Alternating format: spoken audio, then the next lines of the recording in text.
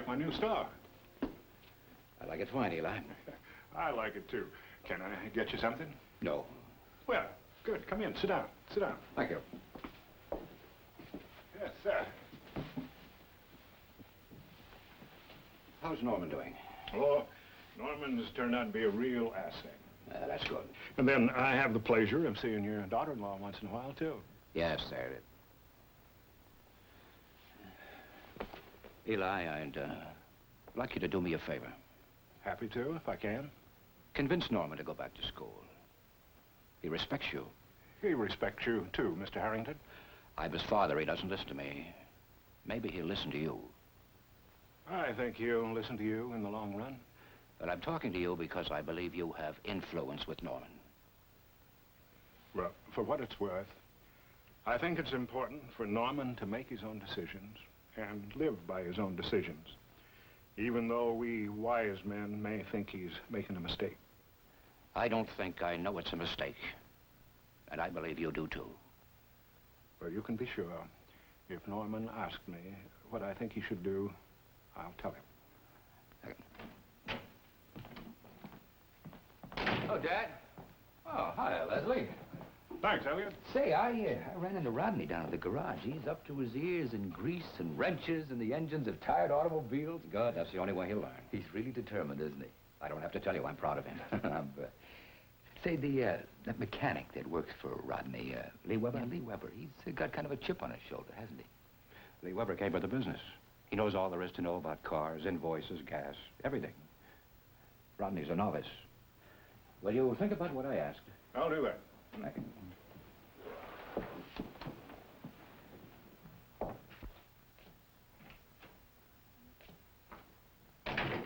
Is that the Weber boy with the blind brother? Yeah. A terrible accident at the Bluff. Yeah, I know.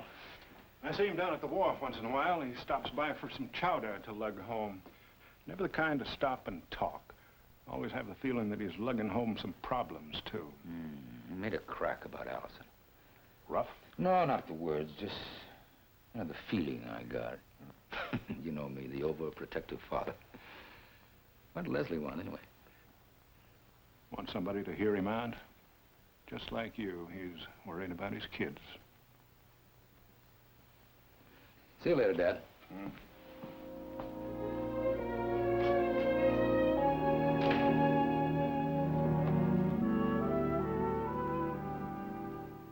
Oh, I think about a half an hour, Betty. You're under oath. Well, then 45 minutes. Have you forgotten? It's our first day home. Oh, I haven't forgotten. I've been thinking about it all day.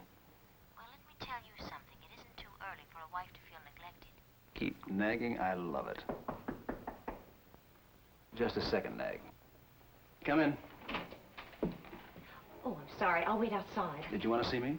You're Stephen Cord? Yes, please, sit down.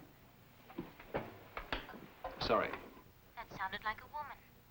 Don't worry, I'm under oath. I'll see you soon. Bye. Please, sit down. Howard. Ann Howard. Well, what can I do for you, Miss Howard? My maiden name was Ann Colby. You know, if it turns out that we were in the first grade together and I told you I'd never forget you, I'm going to be awfully embarrassed. No. I know this will sound strange, but I don't know how else to say it. I was the girl on the bluff, Sailor's Bluff. Sailor's Bluff. 17 years ago. You were the girl on the bluff 17 years ago. I don't mean it to sound like a riddle, Mr. Cord. It was when Christopher Weber was so badly injured. Oh, I was afraid that's what you meant. You were the girl who... I was accused of pushing him. And I was there, wasn't I? I was one of the youngsters who accused you. Forgive me, Miss Howard, but I haven't thought about that day in many years. I haven't wanted to, I suppose. Well, there's no reason that you should have. I'm sorry to put you on the spot like this. It's a little like my rushing in here and yelling there's an elephant outside and he's on his way up to see you. It is a little bizarre. Oh, that's true. I never would have remembered your name, and I certainly wouldn't have recognized you. But you do remember the day. Well, it's a blur. I remember seeing Chris lying at the bottom of the cliff, and I think I remember being questioned by the police along with the rest of the kids, and being so excited by all the uniforms and the badges and the guns and... Oh, yes. Yes, I remember, too. We all said you did it. That you pushed Chris off the cliff. Please sit down, Miss Howard.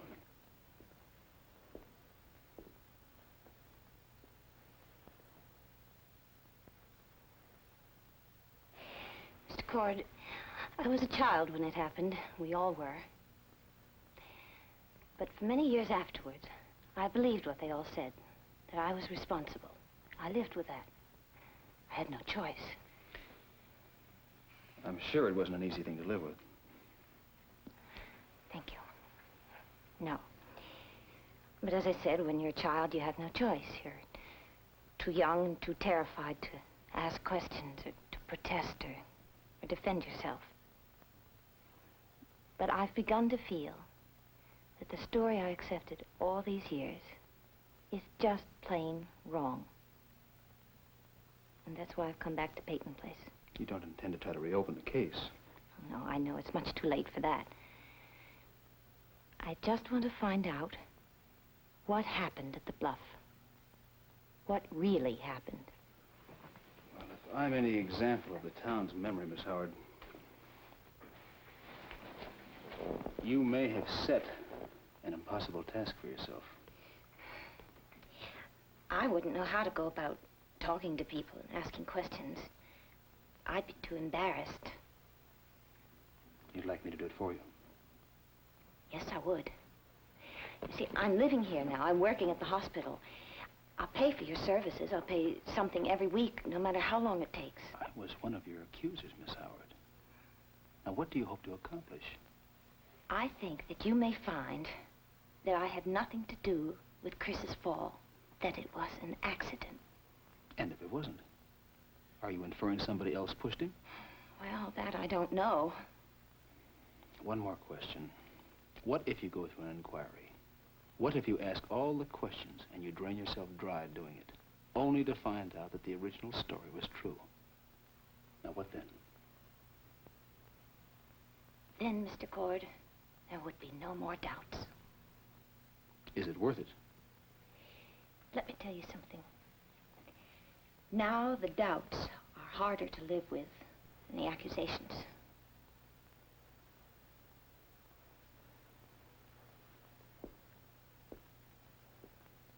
I realize that you don't know me. I don't know you. I only know your name, so that's why I came to you. This kind of investigation isn't exactly in my field. I don't know how else to begin except by trusting someone, trusting you. It's a police matter. After 17 years? It's a police matter.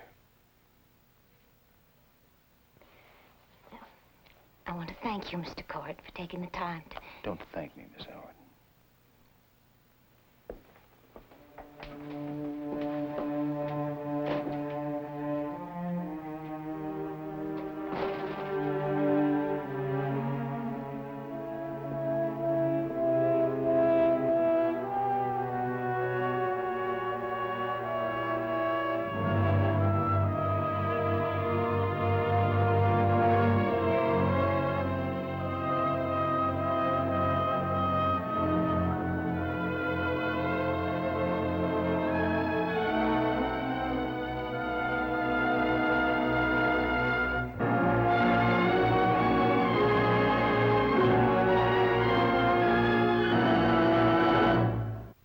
Preview from the continuing story of Peyton Place. Did you tell my father about our talk? No? What makes you think I would? They were all around me, laughing and yelling, turning me around until I got so dizzy I could hardly stand.